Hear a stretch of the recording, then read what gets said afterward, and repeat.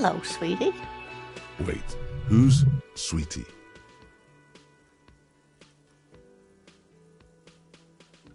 Why, you are, officer. And have you found anyone to be sweet to?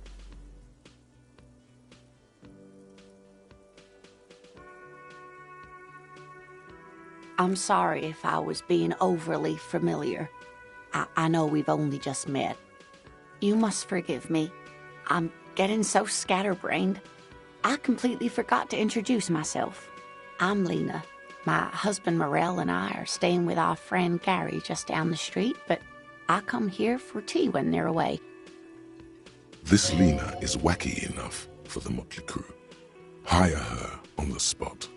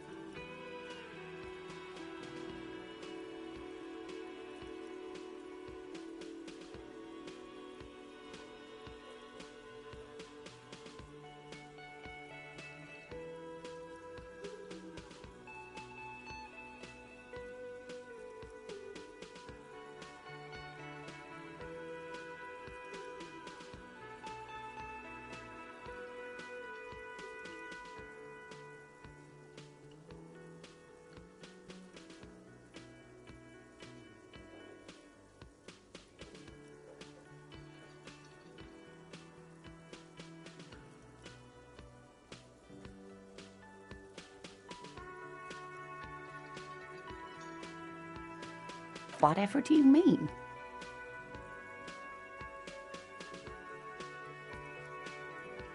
Sequence killers? Oh my. But I think you already have a partner, sweetie. A partner who needs you to help him get a corpse down from a tree.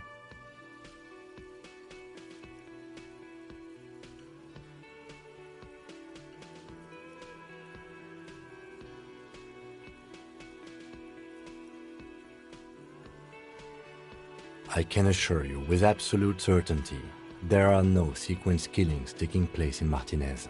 Now, gentlemen, no need to squabble. I wouldn't be of much use to you anyway, sweetie. Thank you, but Martinez isn't the most wheelchair-accessible place, you see. I'd slow you down.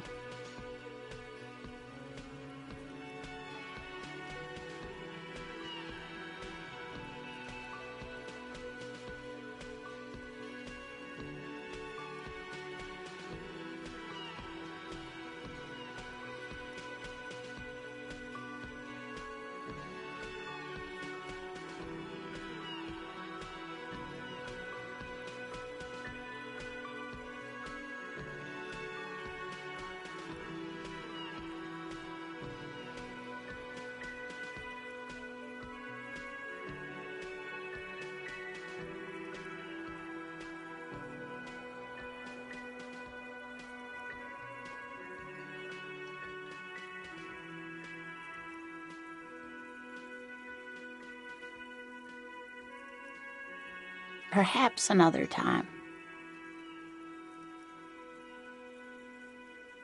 Yes, officer. You look rather dazed. Like a stunned fox. But surely things can't be that bad. She won't judge you, no matter what you say. You know where we are, right?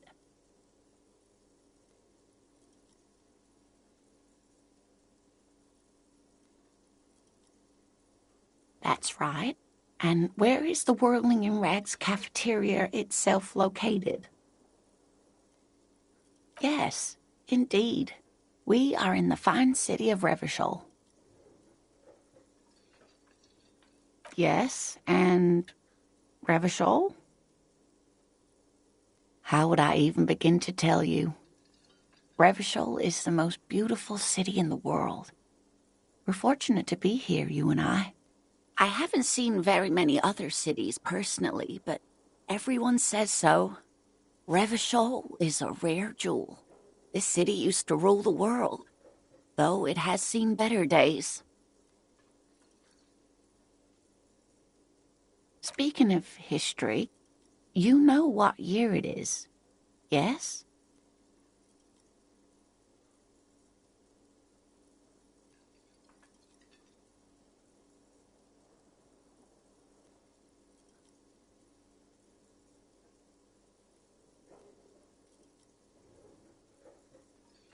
There.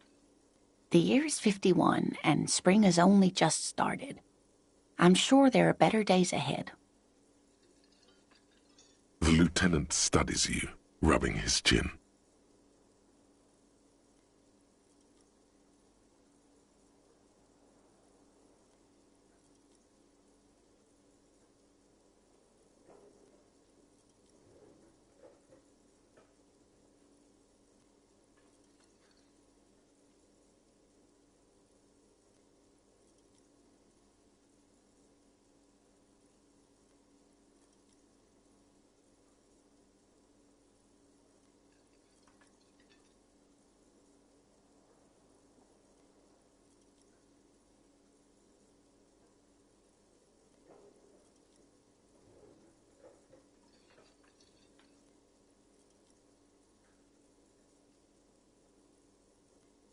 I'm beginning to suspect that you might indeed be completely adrift in this reality, thinks the lieutenant. How can it be that bad? Never mind. We're in this now.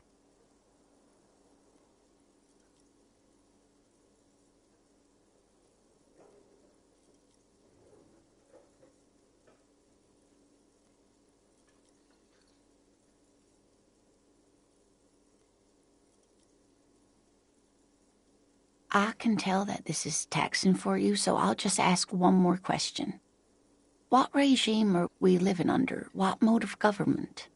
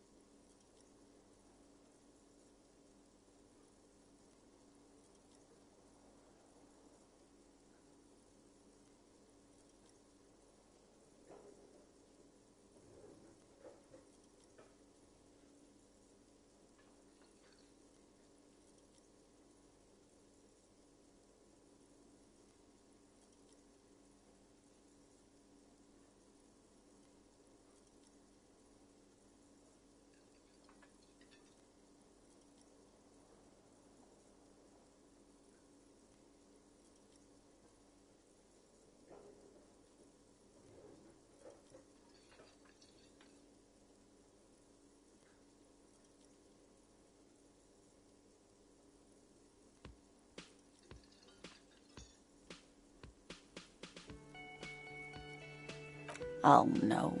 Nothing like that, dear. Revachol is a zone of control led by an alliance of foreign powers called the Coalition. We have almost no government of our own. Certainly no machines.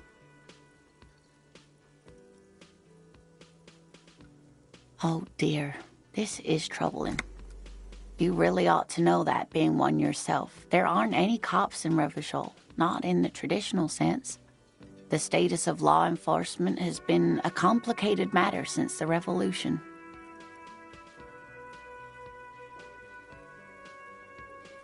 But we should stop for today, sweetie. You look like you need a break. Besides, I'm not the best person to explain the big things to anyone.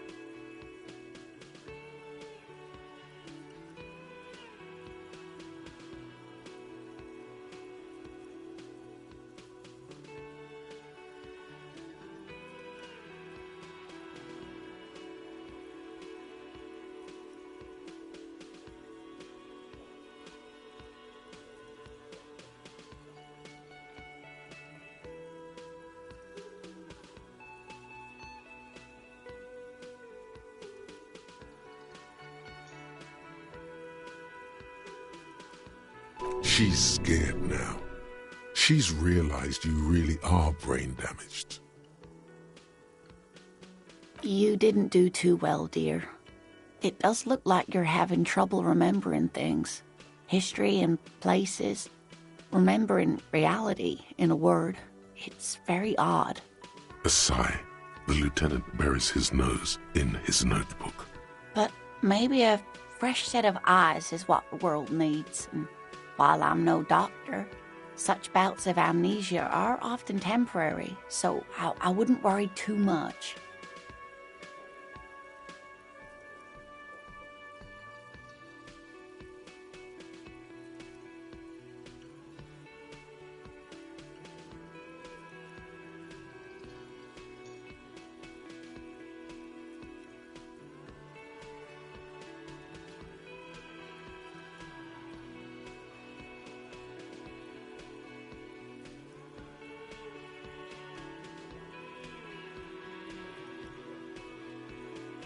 She means this sincerely.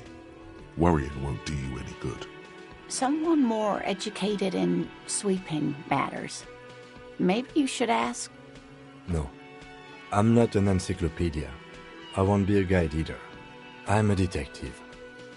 Of course. Then I don't know. Someone rich, maybe? Wealthy people are educated. Though I don't know where you would find a wealthy person in Martinez. Of course, dear. Good luck with your case.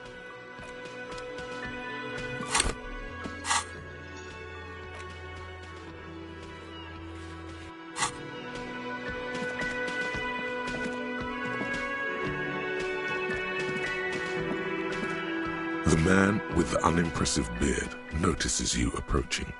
He drops the ledger he was holding and turns to the lieutenant.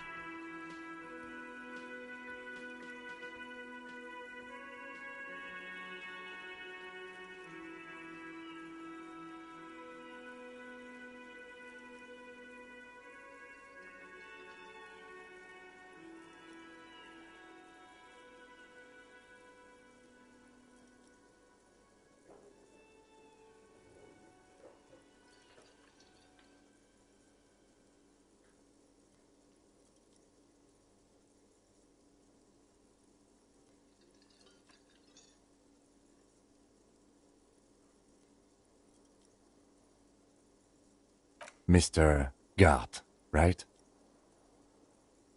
You run this place. Yes. I am Kim Kitsuragi from Precinct 57. This is an inter-district investigation, so joining me from Precinct 41...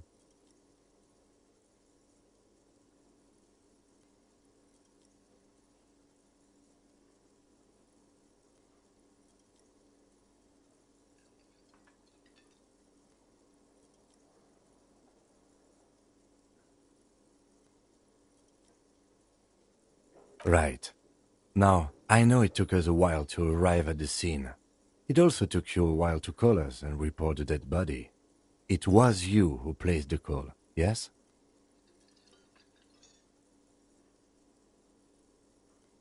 No, I only just got here. Works the bar here. I'm only temporarily taking over her duties.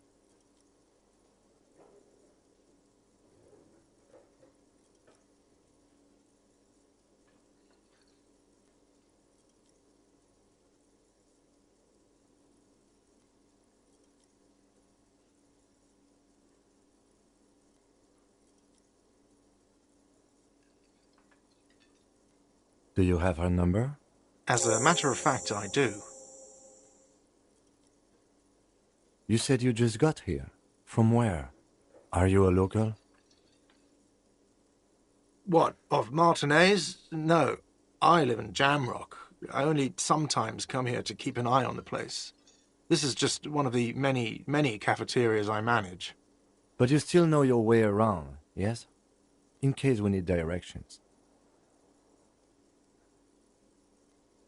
Yes, I know where some things are, but as I said, I don't live here. I just used to work here. And I'm not going to start working here again, if that's what you think. I didn't imply that. Detective. I have everything. You?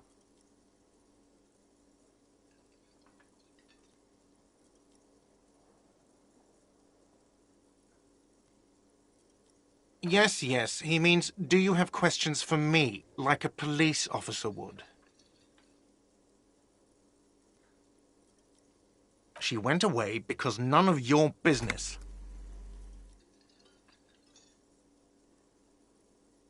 Extra fine.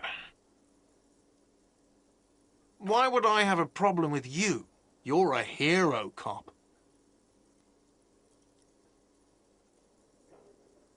Am I? Or did you ride in, take the body down, solve the murder, and not trash my hostel room?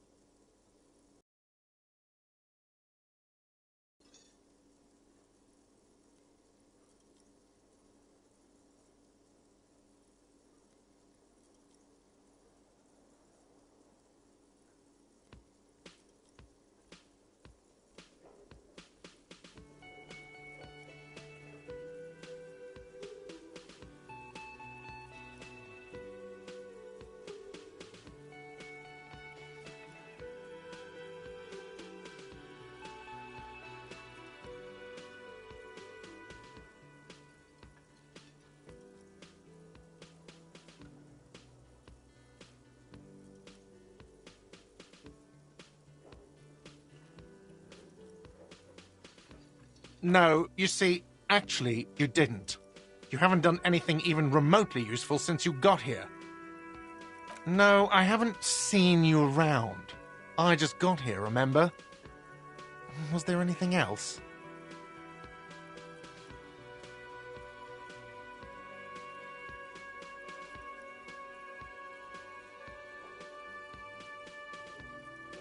Let's go. Not so fast. You owe me 130 real. No one is saying the multi-pattern necktie you found tied to the ceiling fan can talk. No one. It must be merely imagination. Let's bail! Time to push the eject button!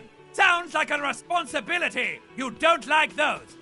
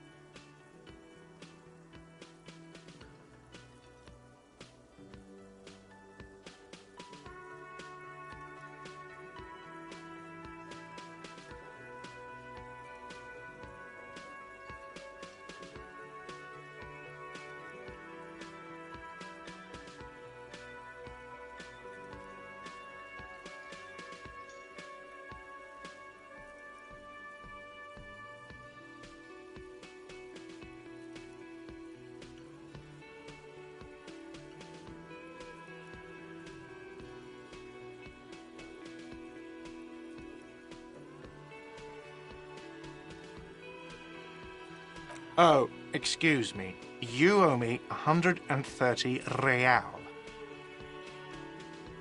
The IIR, or Inter-Isolary Real, is the global reserve currency. Whatever part of the world you're in right now, it's safe to assume he means you owe him some money. Wow, you're a genius. Yes, that's right, money. You owe this establishment 130 real. Who does that clown think he is? Arrest him!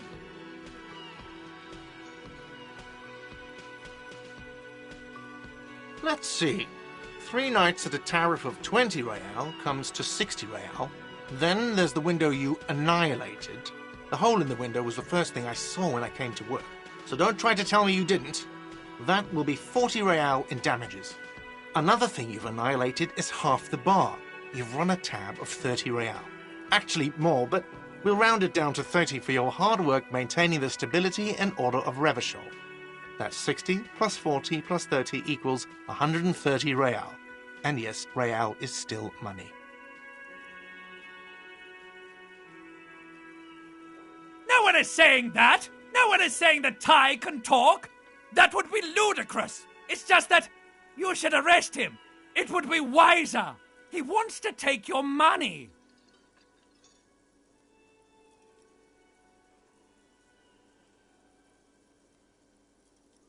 The lieutenant looks at you tugging on your garish tie. He puts his hand on your shoulder. If you don't have the money, it's okay. None of us are in this for the wages. That's cop 4. I haven't offered to pay because I don't have any money either.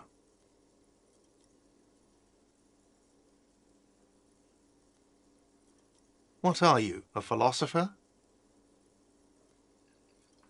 Money is what grown-up people use to pay for things. Things like this hostel room or 8 bottles of potent blend and 9 packs of Royal Extra. We use it for everything, really.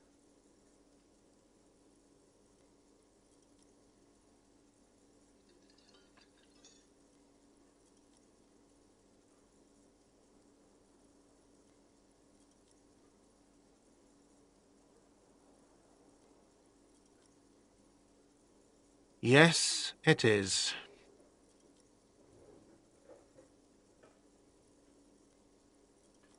No, you see, that's 40 cents. Cents are a form of currency 100 times smaller than the real. I'm not even going to take this. Come back when you have 130 real. It is. For a moment, his antipathy is overcome by compassion for the sheer smallness of the money. He demonstratively suppresses a world-weary sigh. I'm sorry, but he has to pay. I can't let him stay here any longer if he doesn't. If he doesn't have the money by tonight, then... Officer, maybe you are better off working this from home for now. You live in Jamrock, right? It's not that far away.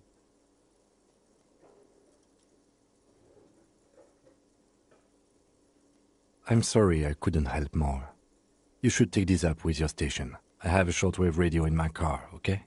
We have to get this investigation started now. Good luck.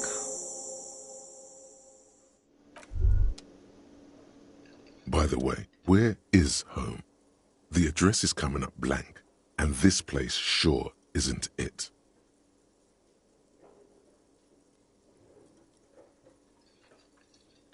But you've been at this hostel cafeteria for only 3 nights. Where were you before? You had to be somewhere. In time or space?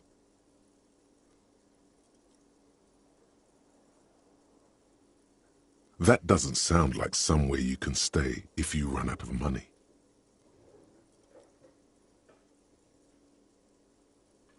You can try. Run some addresses in your head when you get the time. Maybe a street or an apartment will appear.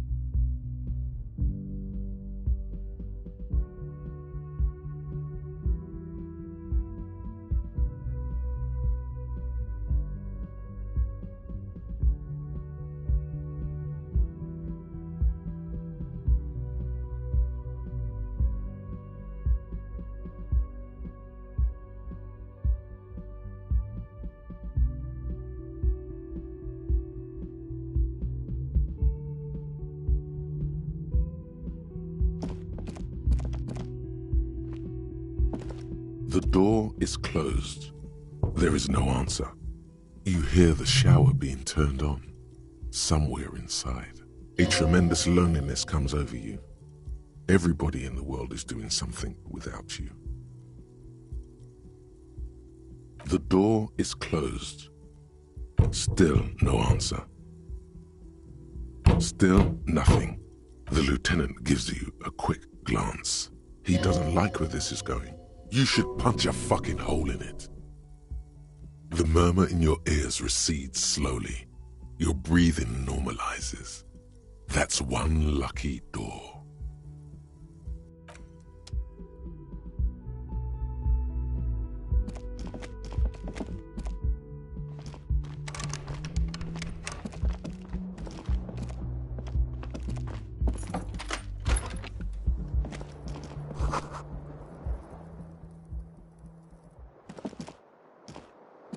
The bed is cold and not particularly inviting, but it's yours. The sheets look awful. The option to go to sleep becomes available every night after 9 p.m.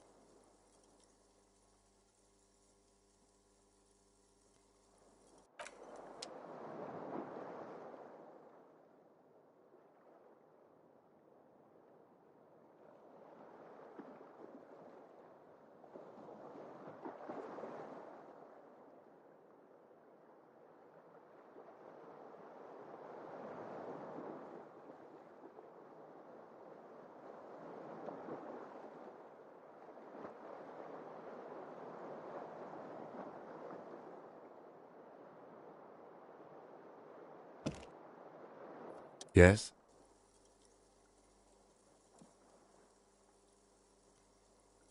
What do you want to know?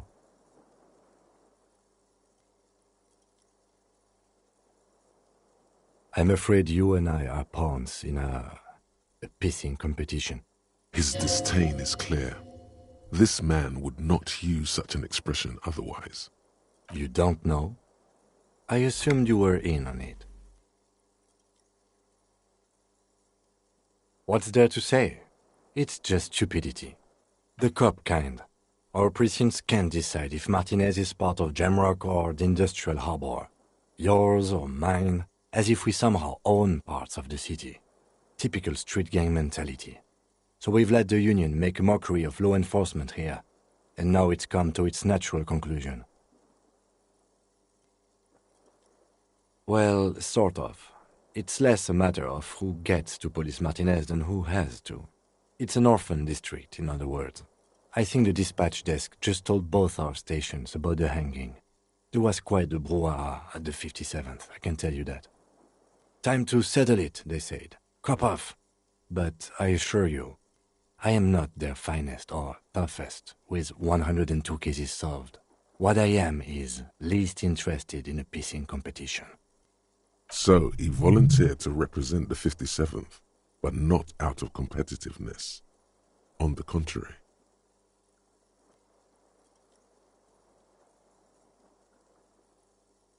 Yes, I'm an unrepentant spoilsport.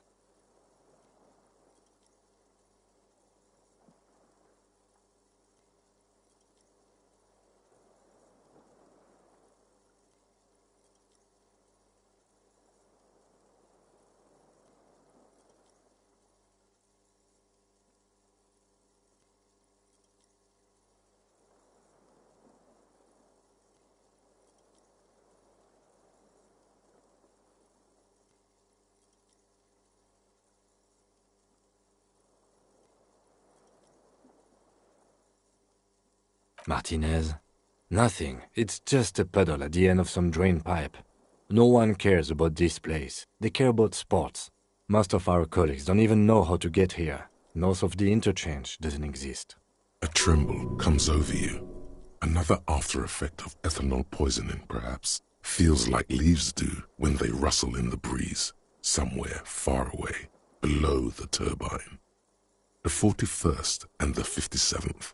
The lieutenant was right. It's not about who gets what's north. It's about who doesn't.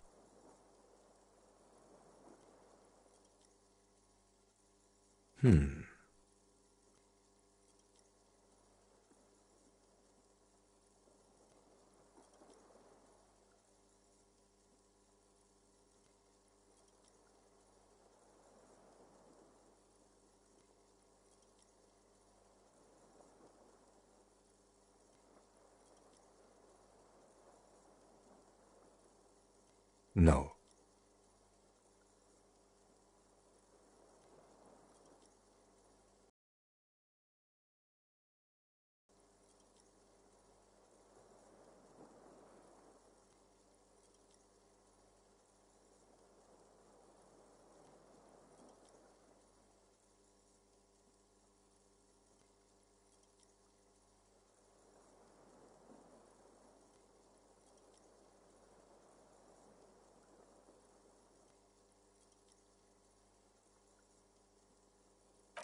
Oh no, it's very imaginable. We fail to place responsibility for the hanging. The harbor company see the situation is out of control, so they bring in private military, maybe a gunship. The Union responds in strength. Automatic fire. Local law enforcement solving one little homicide decides nothing. Not solving it can have real and calculable effects. Things can always get worse. Matter of fact, augury, we should move.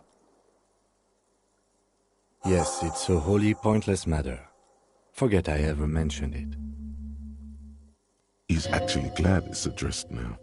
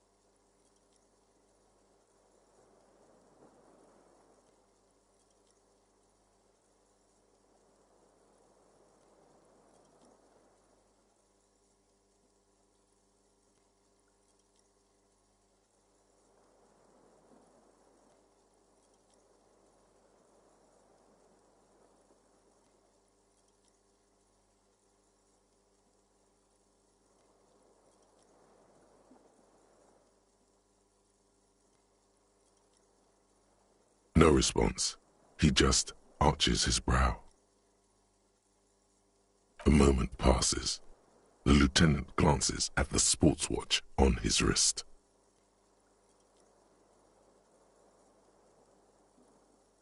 Me? I don't see how my life is pertinent to the investigation.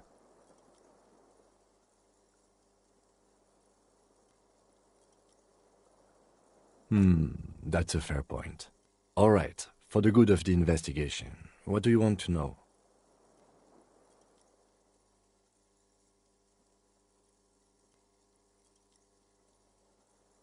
No.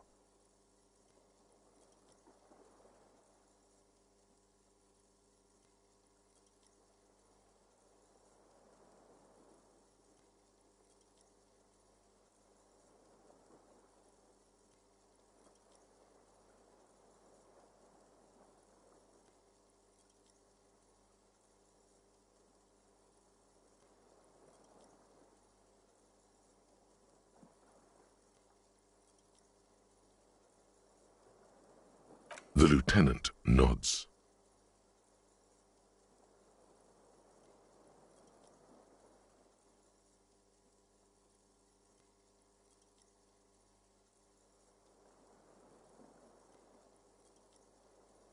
That's correct. That makes him a Beano-clad, completely uncopped material, if you say so yourself. Are they? They are mostly just cumbersome. You could use a good, normal pier yourself.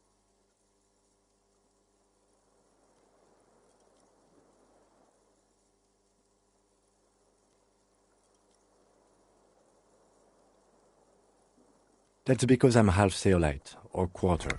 My father's father was from Seoul. So was my grandmother, but from my mother's side. It's not an interesting topic. It's a part of the world, officer. A geopolitical entity and a geographic division. I told you it wouldn't be interesting. You're barking up the wrong tree. I don't speak a word of Seolite. I've never met either one of my grandparents, and I've never been to Seoul. I'm a regular Revacholière. He's glad to have shut down your question. What do you mean? I have no idea what you're talking about. What? Think? I do most of my work inside my notebook. The lieutenant produces his small blue notebook and idly thumbs through a few pages. That's where his conversations with himself take place. You're super lucid, yet psychedelic. You don't need office supplies to connect to your nervous system. You're special.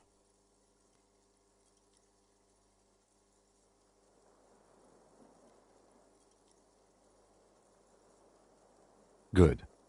Let's change the subject. What do you want to know?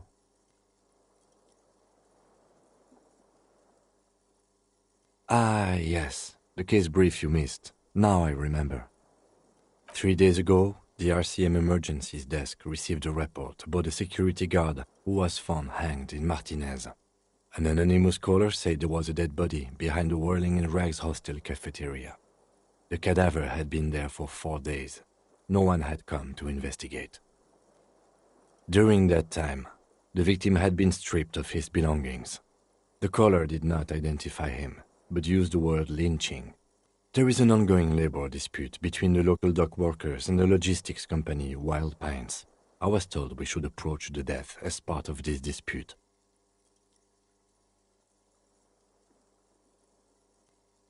They didn't identify themselves in any way. The tone was muffled using a device of some sort. The desk could identify neither the caller's age nor sex.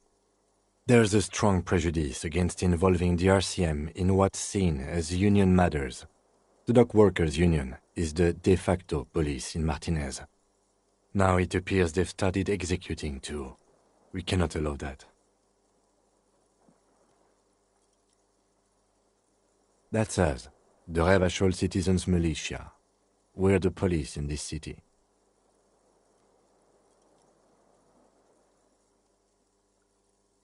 Just to be clear, we are police officers. It's our job to find the killer. That's the case. Uncover and arrest the killer. No, it's not a particularly mysterious case. The deceased is a security guard for a corporation involved in a labor dispute. It doesn't take a DeLorean polymath to put the pieces together. I just don't see the case getting more mysterious than that.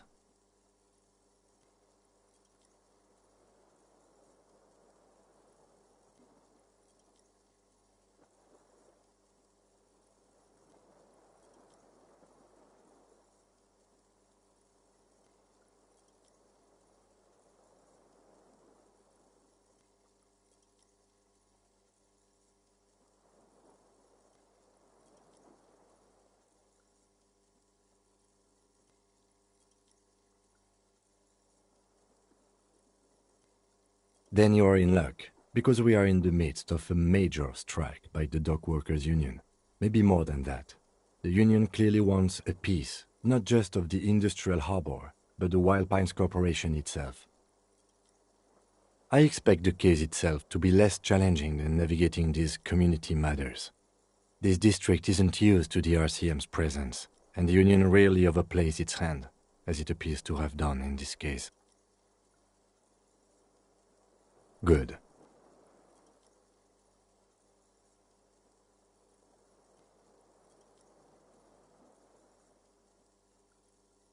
Excuse me? You have a distinctive way of walking. If I were to walk in front of you, we would surely collide. I hope you don't take this the wrong way. It's just a collegial observation. In the 57th, we call it the Jamrock Shuffle. Officers from Jamrock's 41st Precinct tend to move a bit erratically. They say it's a scene-clearing technique developed by one of your lieutenants for gathering evidence. It's erratic, yet thorough. Prioritizes containers.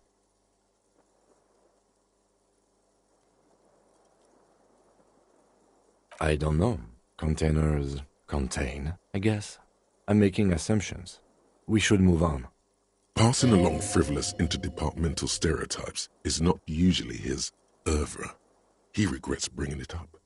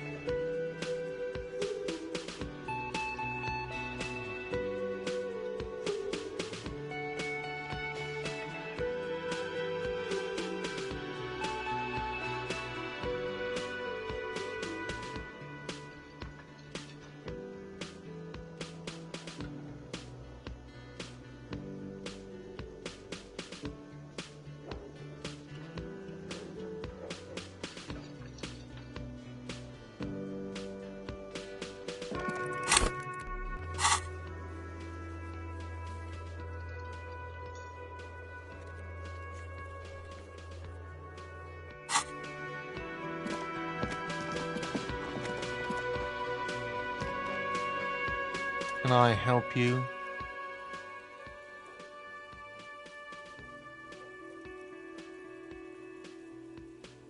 Mine? No, it belongs to the Whirling in Rags. Thank you for clearing that up. Why do you keep the container locked? Why? To keep the hobos and drunks out. That's why. And the neighbors too. They put their trash there and they don't pay for the garbage company. I thought as much. And are you the only party with access to the trash container? Well, yes. Us and the garbage disposal company. It seems a little callous, doesn't it? Something stirs in you.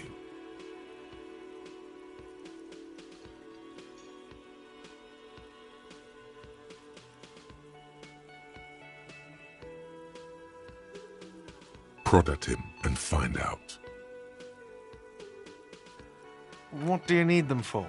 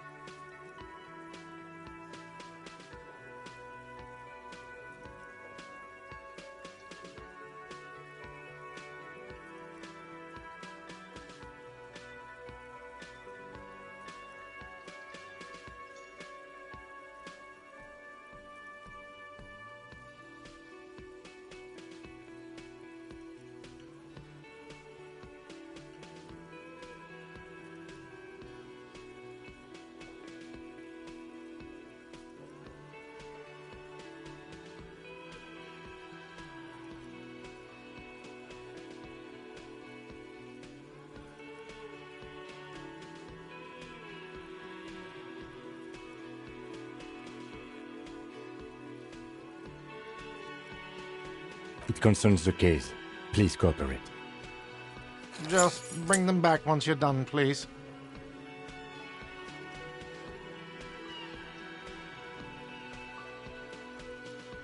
What thing? Yes, not the whole damn union, thank God. Just the nastiest and loudest faction.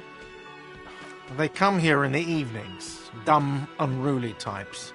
Think they're big shit. But they're good customers. They place big orders and always pay on time. He hates the Union, but grudgingly recognizes its power over him. So he's directing his frustration at you instead. Retaliate. We should find out who this Lord faction is, occupying the booth. Loudness means talkative, and we need info. We don't. We have to wait. They'll show up sooner or later. Men get hungry, even striking men. If not today, then they'll be here tomorrow. What? By the way, you should come back to this thing-based questionnaire if you see anything interesting in the Whirling later.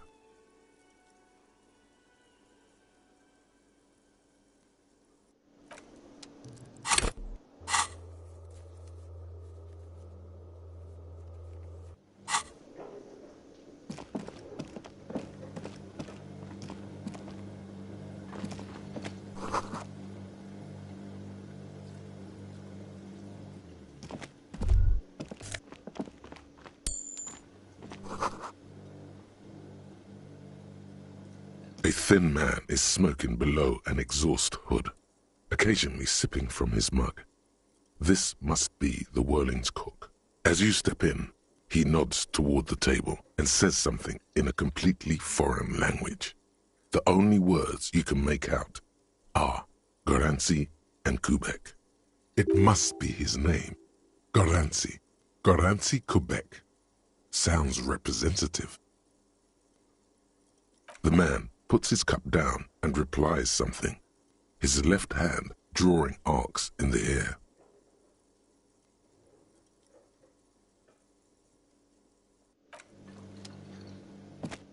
You see a heavy steel door with a prominent dimple lock. It's painted blue. You immediately feel drawn to the color. Blue is for mystery. The door does not budge. You do? It's a door in the back of the kitchen. Why do you care where it leads?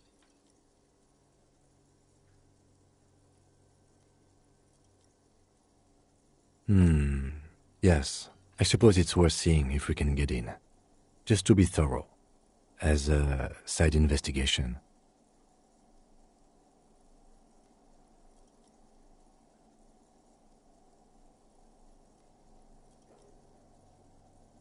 If you say so, Gart is the person to ask about this. The cafeteria manager.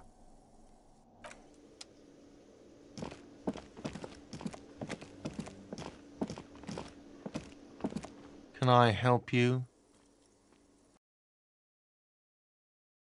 I love those. Oh, yes, that door, sure. There's nothing mysterious about it. It's just a door. No, I don't have a key. I don't know how to get there. And I don't care either. It's not like I've been wondering about it for 10 years. It's just a frit warehouse, probably. Or some boring storage space with a bunch of old junk and dust. Junk and dust. He's attempting to maintain an air of indifference. It's absolutely not convincing. Fine, okay, a little. But my job doesn't leave me time for wondering about one locked door in one of the cafeterias I manage.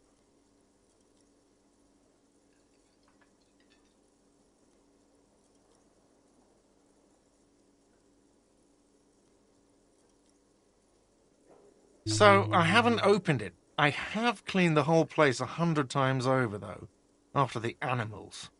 And I haven't found a key, so good luck with that. Yes? Absolutely out of the question. You wait and see, cafeteria manager. Absolutely in the question. First we find a sad banger. Then we sing this place to shit.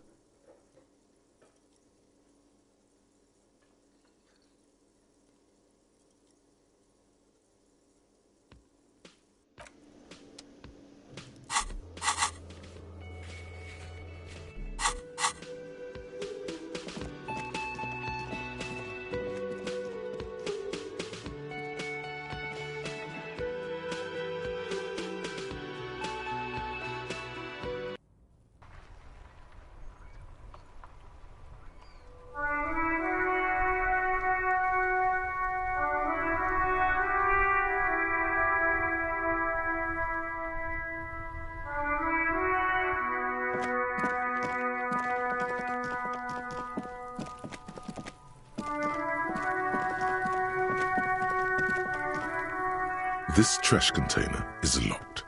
The sliding lid has a padlock that says, whirling in rags.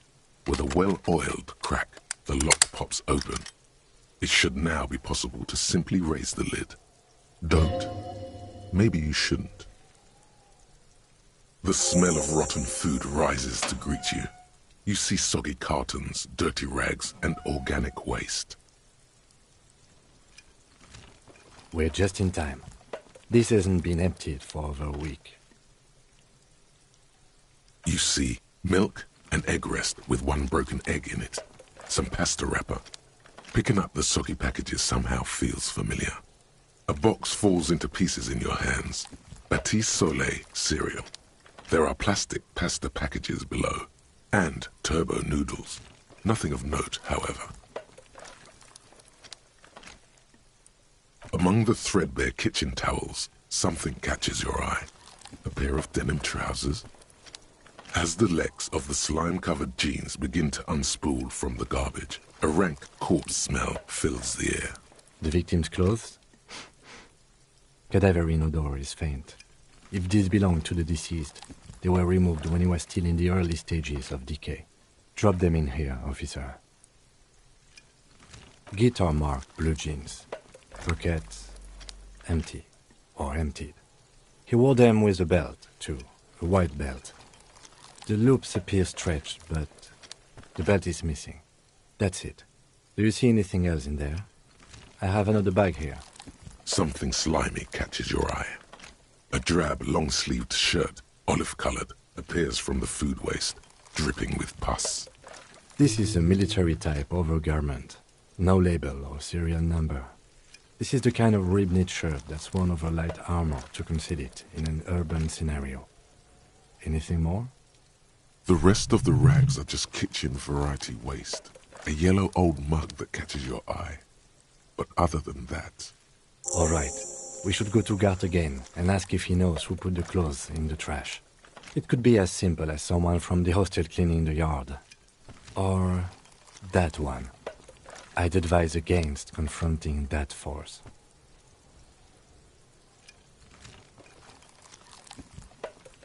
Not really. All we know is the victim's clothes are in the trash, the lid was locked, and his establishment had the key. It's just a small loose thread. The lieutenant nods, then looks back into the trash container. It's just organic waste, cold and slimy on your hands. Apple and potato peels, mostly. Unidentified sludge, and the occasional chicken bone thrown in for good measure. But hey, nothing. It's nothing. Nothing more to see here.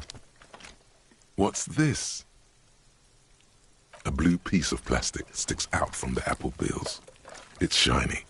Looks like the corner of something. Something larger. A clipboard. A blue plastic clipboard with moist papers hanging from it. They look badly damaged, but you can still make out forms and notes, written in a man's handwriting. Officer, is that your paperwork?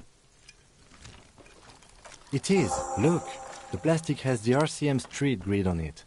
You've even got an autopsy form in there. If you don't mind me asking, how did this get in the trash?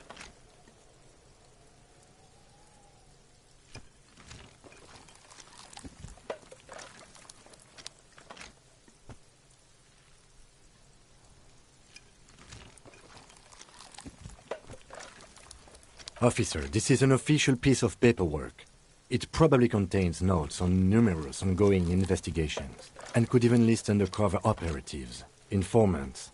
I suggest integrating it into your style, for all our sakes. It would also not hurt to start taking notes on the case. Now, tell me what your eagle eyes see. Or are we finished? Some items, such as the ledger you found, are interactable. Go to your inventory and select the Interact tab to read your paperwork.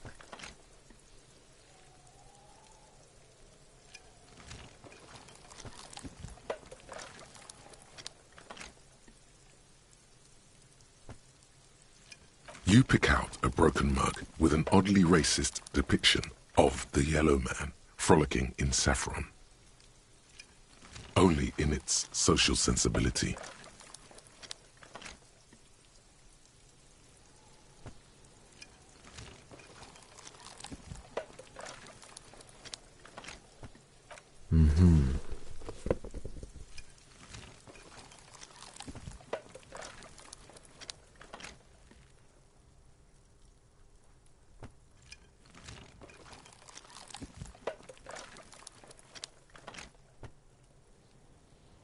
The container sounds a muffled gong.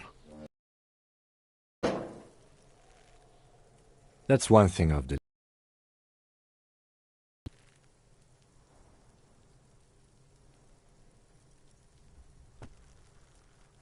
The smell of rotten food rises to greet you. You see soggy cartons, dirty rags, and organic waste.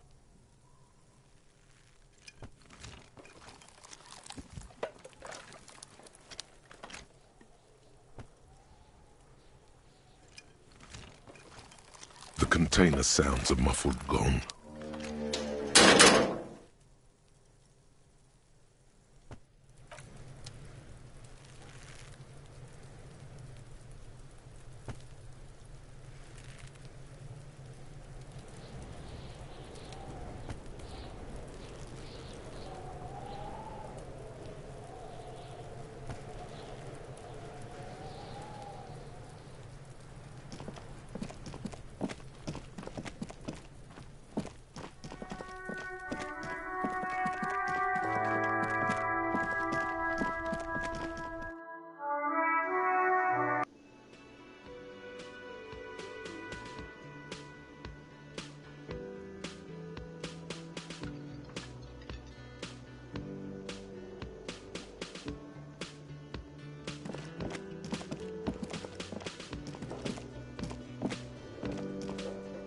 Can I help you?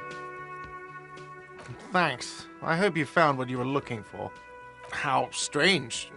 I certainly didn't put them there.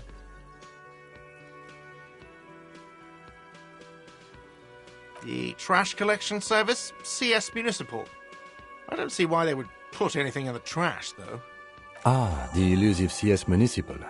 I doubt we'll be able to track down who was sent here last and when. This will have to be one of those little threads that solves itself down the road. On Clinton Street, near the Boogie Street Diamond, a small truck rattles down an alleyway. It stops by a rusted trash container. Two men, their faces rough and swollen, jump out. They look at the container despondently. CSM is written on their backs. Thank you anyway.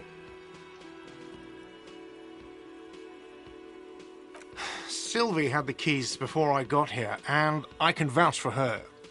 I can vouch for all my staff. None of us would tamper with the crime scene. I think fugue states are more your forte, officer. Yes?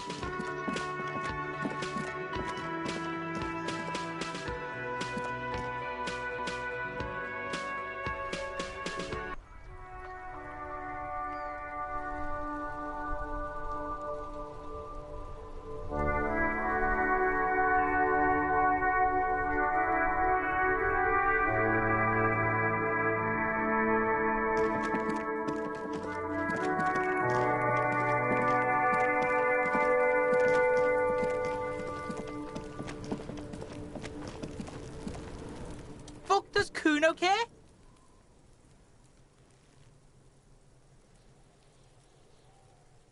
You found Kuno's secret door to Kuno's secret shack. It was closed for 5,000 years.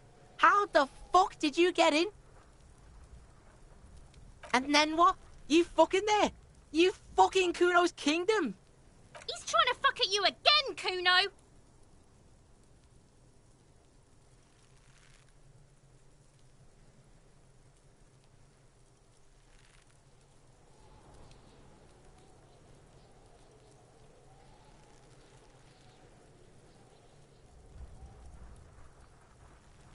Course you fucking can. How do you think Kuno made all the docky boys his gimps? Just got a fly pig. Not everyone can fly like Kuno. You're old. You'll never make it. Moose piss has made you scared in the head. That's all there is to it then. Don't be a pansy. Just jump. Is it? You got pretty fucked. Kuno's surprised you've still got your head after all that. Don't sweat it, drunk pig. Kuno will keep your nasty secret. Kuno's not snitching. He's saying you climbed up there. He probably saw you do it. Oh, that? Kuno decapitates pigs. That's just a Kuno demo tape.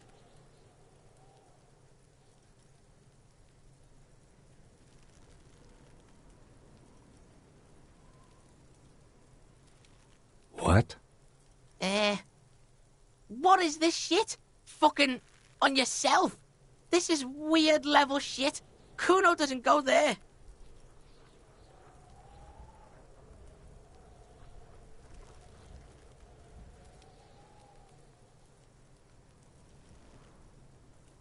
Fuck your shit back to normal. What is this?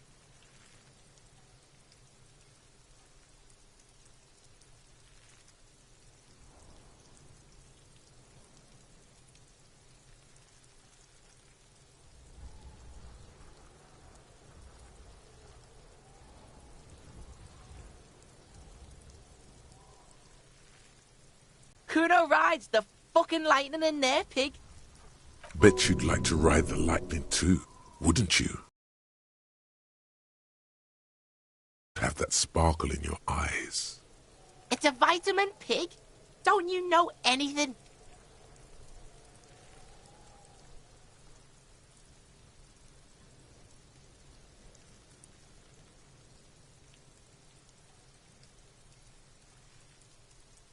You could use them.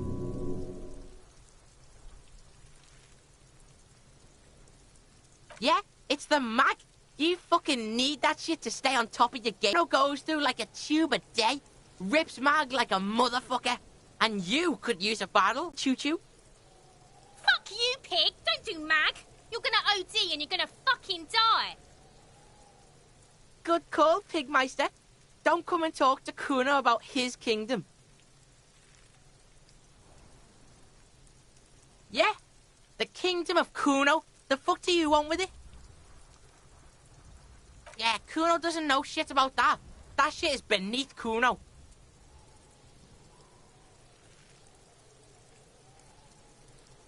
Listen, listen. Kuno doesn't care about this small-time shit. Just listen. Kuno saw what you did there, dumpster diving. Sad shit. Kuno could hook you up with some sweet rags. Shit like Kuno's wearing. Your size, good price. 500 real.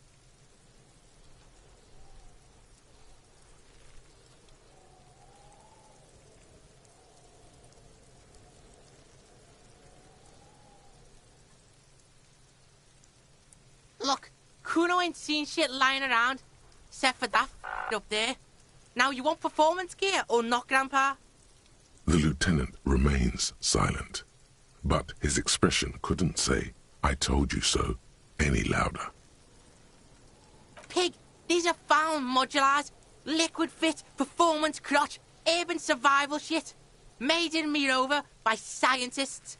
Pants scientists. Believe it, you need this shit.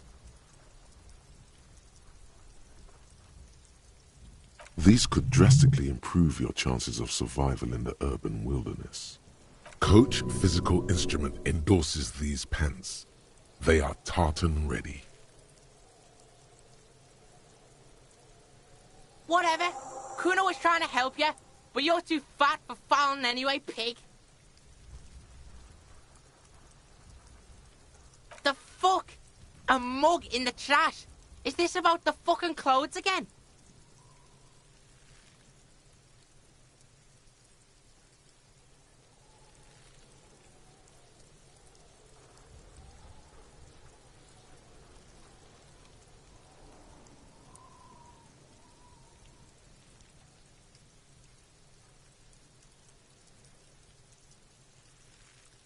Yeah, Kuno sees where this is going. Kuno's got that fast brain. You saying you pigs are after the mug fucker, 'cause he's the clothes fucker? I can't hear you, Kuno! Speak louder, Kuno! Shit, that's tense. Someone's going to the beat-down basement, huh? Mug guy gonna get tied to the radiator. The kid may have something there. He's already come up with an interrogation technique too. Kuno doesn't know who put that shit in there. And if he did, he wouldn't squeal. But if you find out, maybe you can...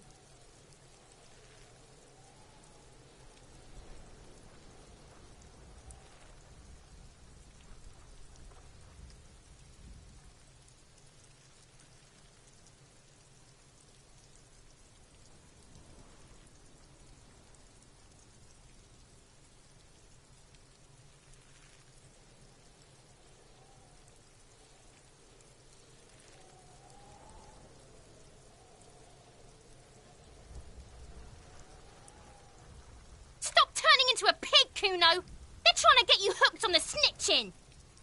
Get away from my Kuno. Yeah, get your bacon shit away. Kuno doesn't like to be seen with the popo. Get your shit done and out of Kuno's face. No, it's not fucking Kuno's. It's ancient. Look at it. He thinks you're fucking fool, Kuno! He says you climbed the ladder up to your magic treehouse. Get the fuck out of here, pig. Kuno doesn't have a magic treehouse. Yeah, whatever. Kuno doesn't give a shit. The fuck about it? Kuno doesn't give a shit about the armor. Kuno's fuck gimp's got one big thing wrong with him. He's a fucking mutant. Look at him. Fucking growth hormone shit. He's a giant. The armor's too big for any man. Kuno doesn't give a shit about that freak armor. Kuno threw that shit away. Oh, come on. He's just pretending that he doesn't care because he's too small for the armor. Kuno tried to get the helmet on. It was too big. Kuno kicked that shit in the sea, rugby style. That shit means nothing to Kuno. Yeah, that shit means nothing to Kuno. Kuno doesn't give a shit about material shit. Kuno's a fucking monk. You wanna fuck on someone about that armor? Go fuck the mustached union fuck. The jolly troubadour shit at the gate. Yeah, cock in boot. You know that jolly union cow fucker? Came around talking about cows or some shit? Came around pretending like he cares about cows? So yeah, he's the one you want to talk to. He's fucking crazy about that armor shit. Coming here pretending like he likes cows. Trying to catch a peep at Kuno's armor. Go to the gate. Ask him yourself. Yes, this troubadour has it. You can feel it.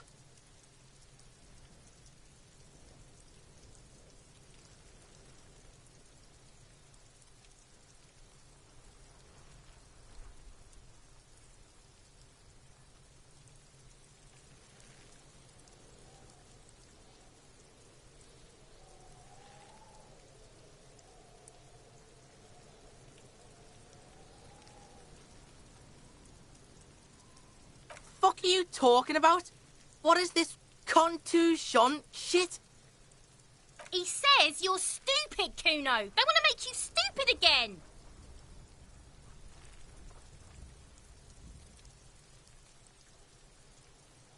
Words are fucking shit. Make you stupid. Kuno's got his own words now. Kuno words.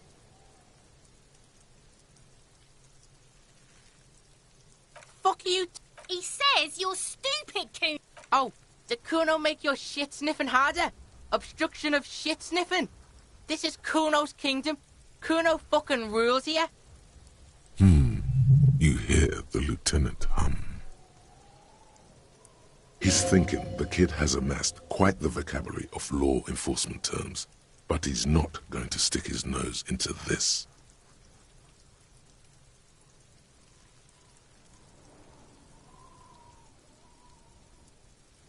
Me and my partner are wondering, do you guys puff Peter? Kuno erupts into laughter, pointing his finger at you, then Kim, then back at you. An unfortunate choice of words, the lieutenant from Precinct 57 thinks. He looks at the harbour walls looming overhead. He could use a cigarette right about now.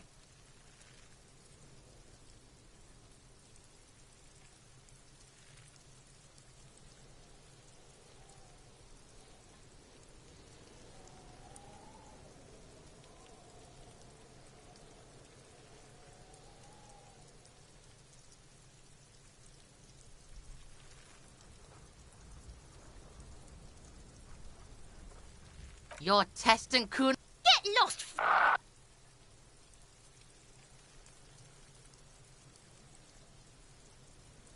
Kuno's Kuno pig? Kuno. Primal. Violent.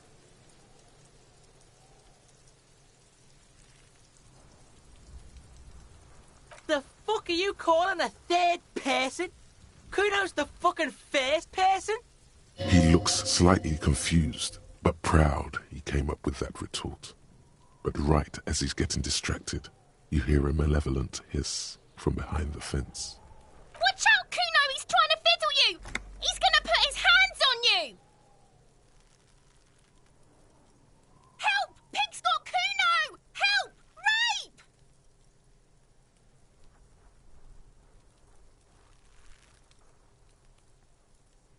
Help! He's got the Kuno, help!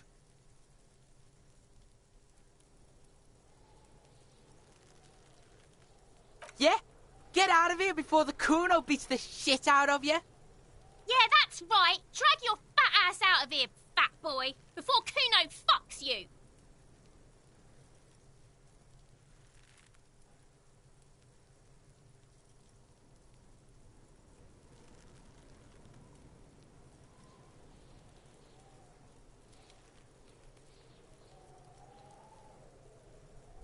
Don't listen.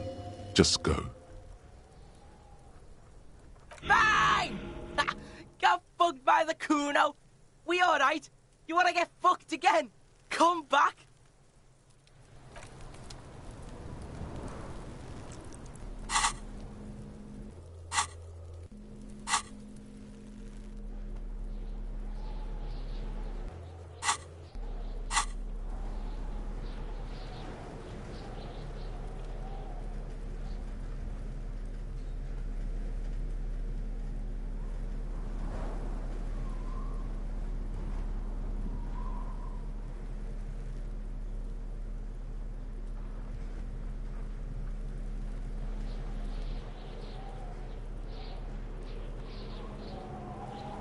It's the ledger you found in the trash. A pitiful cabbage of white and yellow papers hanging from plastic board, barely held together by a metal clip. This sad display is made complete by the faint smell of urinal cleaner.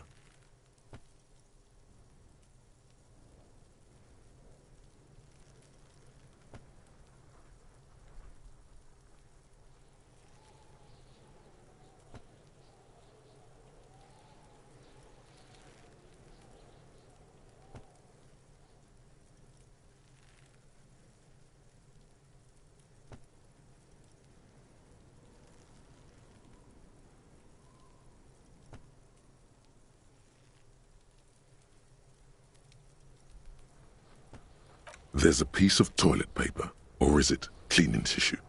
No, it's toilet paper, desperately sticking to the back of the blue plastic clipboard. It's a metaphor for you.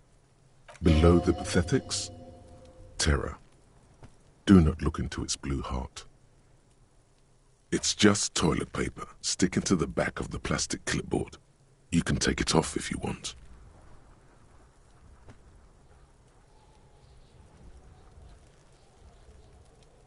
Still wet, the toilet paper peels off the plastic easily. All you have to do is shake it off with your finger and voila! The ledger now looks marginally better. An aluminium block runs the width of the board, biting down on the paperwork. Its crocodile teeth are the only thing keeping the papers together. A regular pencil, the tip worn down to nothing, has been attached to the clip. The surface is interrupted by a silvery sticker. It's rectangular, sparkling with iridescence. You don't know how you didn't notice it before. What? That thing. It's a halogen watermark. We use it for adding information to RCM property. Any capable light with the right wavelength will do. All RCM vehicles have headlights designed to reveal halogen watermarks. Mine too. This means you can read the watermarks if you just turn the lights on. It depends. Aside from an anti-counterfeiting stamp, mine has my station number and address. The information varies by date of issue. How many years you've been on the force, he's thinking. It'll have that. Okay. While a bunch of sodden papers sag from the clipboard in your hand, it's a sorry sight.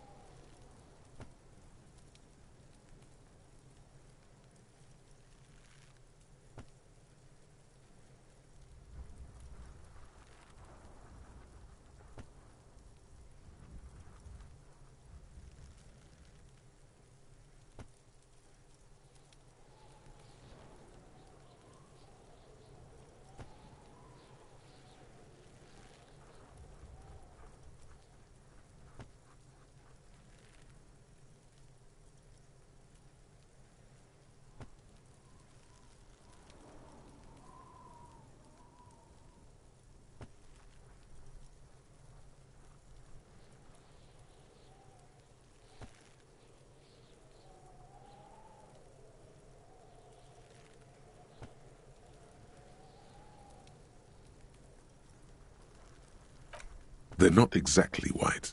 They're yellowed in patches, by sunlight and alcohol, and covered in dense blue handwriting. Ink escapes into watercolor patterns, reaching its tendrils across entire pages. The paper itself is checkered, with faint red lines, forming short paragraphs. Once in a while, there's a red stamp that exclaims, "Case files, commit to paper." The case files themselves are plenty. You count more than 100 sodden, crumpled up, earmarked pages falling apart in your hands. They appear to be sufficiently organized and extremely dense, if mostly illegible. Work, strife, poverty, the Jamrock Quarter. These are handwritten logs of investigations dating back to January 51, this year. The exact number is hard to estimate due to missing pages and an odd naming convention. But there are at least 20, maybe 30 cases undertaken, not completed, mind you.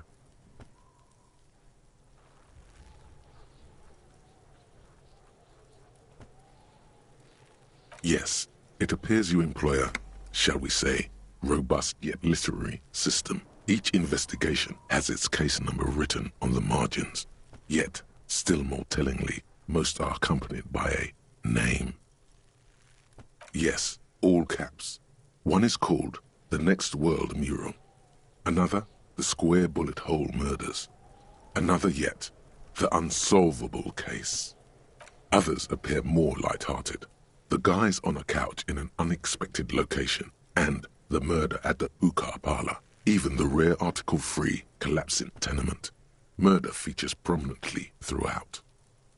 You like this grimy murdering, don't you? It's going to take an effort to piece these case files together, but it can be done. Once you're done inspecting them up close.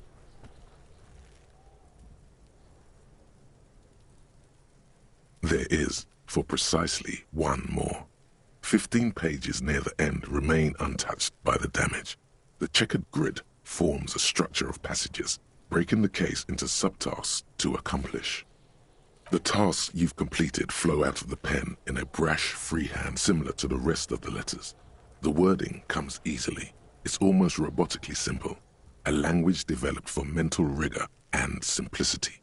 Inspect the victim's body. Get the body down.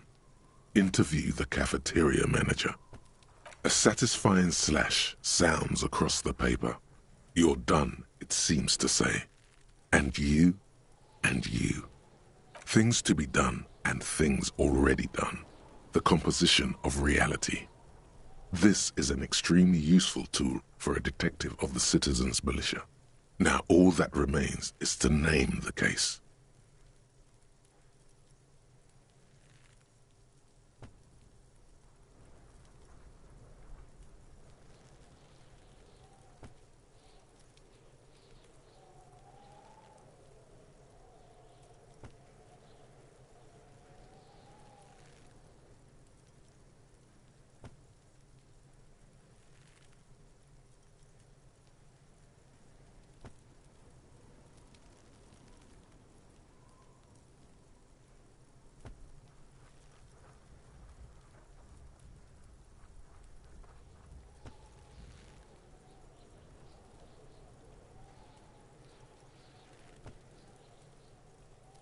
No, actually. Any ideas?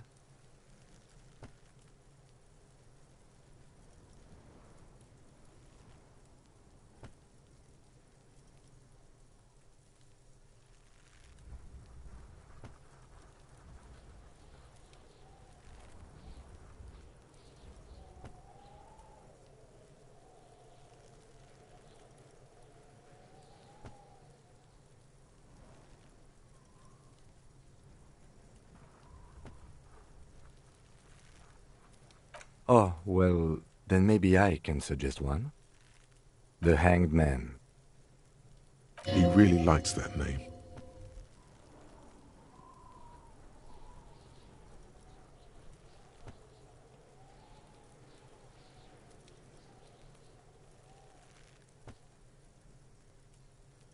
Thank you.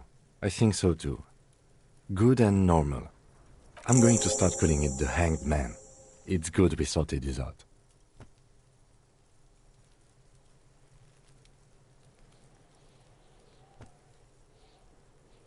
Yes, how very childish of you. In your and my defense, almost everyone in the RCM uses the titular system, in addition to the official alphanumeric. It's a holdover from the early days of the RCM, right after the revolution, when the organization had little idea how to do things. It persists in an unofficial capacity. Officers use these titles to refer to their work among themselves. Again, in your defense, I seem to have named one the man with the hole in his head. That was a real person. His death was real. Still, I named it that, to amuse myself.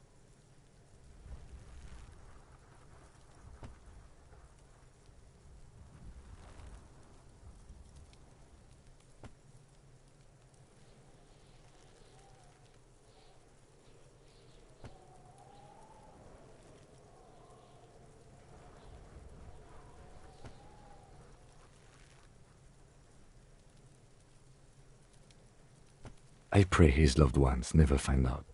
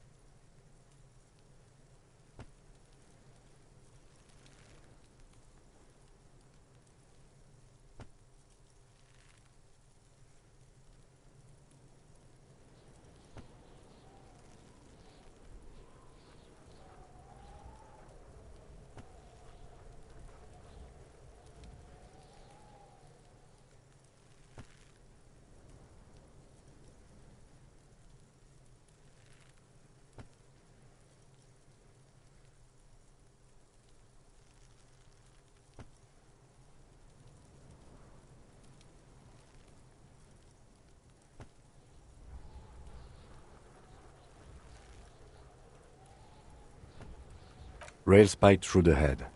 He died. It was a workplace accident. You don't exactly close them, so much as distance yourself from the smelly papers. They're a little further from your nose now.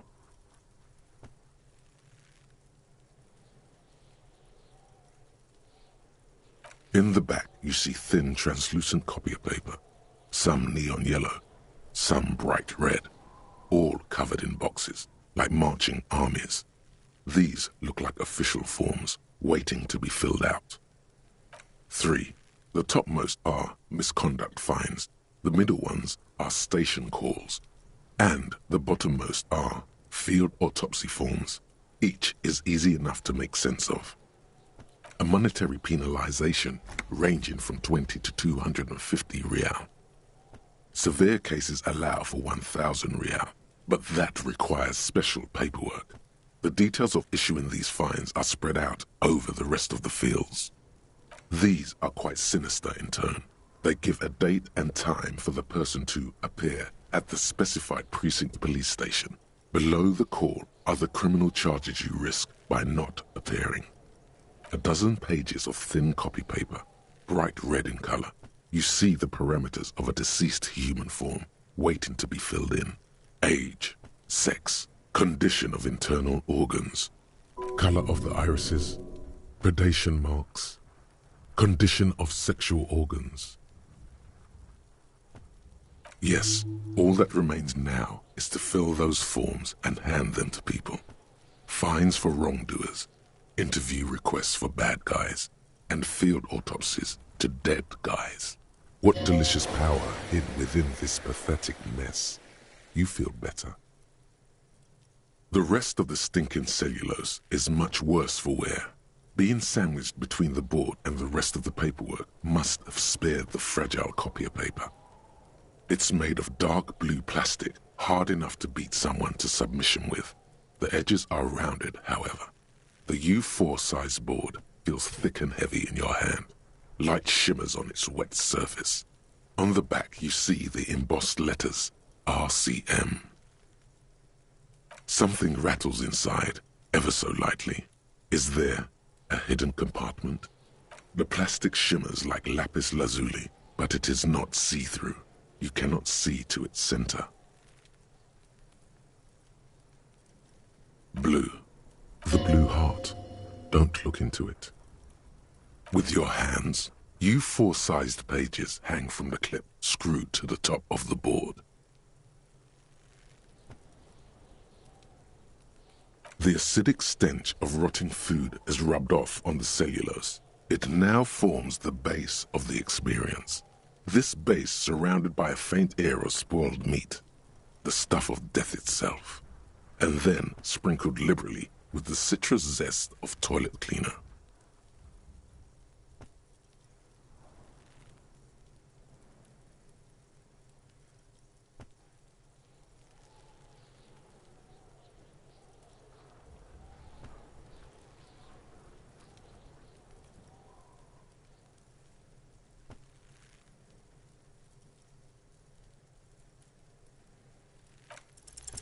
It's proving to be harder than expected.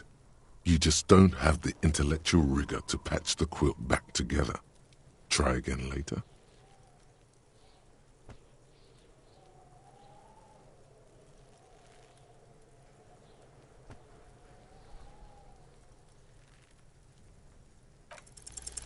Is not what you end up doing. You squeeze the plastic to slide it open, but nothing happens. Then you bend it some. Then crack it. The goddamn thing is stuck. A hot flash of rage comes over you. For a moment there, before it recedes, you feel as though you might just squeeze a tear of anger out of your duct. Makes you wonder, why?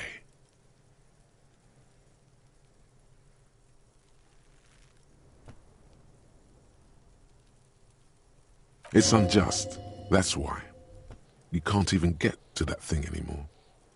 The ledger quivers in your hand. As it shakes, the pages rustle. This pathetic mess suddenly afraid of you for some reason.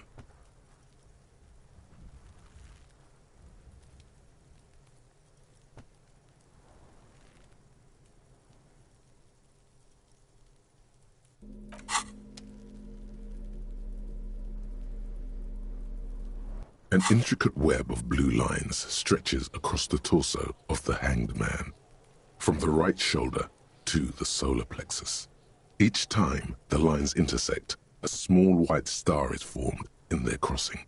Hundreds of fading asterisks riddle his skin. Their concentration is highest around his heart. It still kind of looks like a map of the stars in the night sky. But something's not right. Gone. For you to discover. You've gotten as far as you will without assistance. Someone close to the victim might know.